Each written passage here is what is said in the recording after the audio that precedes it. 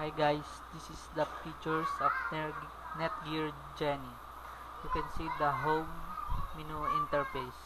You can see the internet, Wi-Fi connection, router settings, network map, parental controls, ready share, AirPrint, MyMedia, and network support. And you can see the select language. You can choose the language here. Then in the internet, you can see the speed test of the internet. In the router, you can see the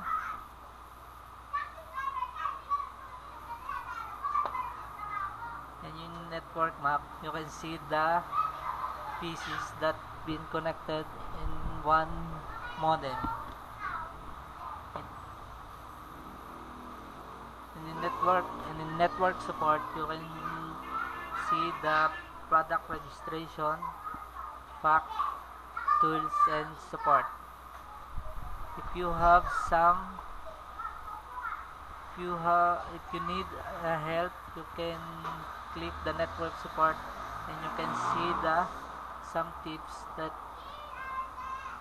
will be helping you in using this Netgear Jenny. Okay, bye. Thank you for watching.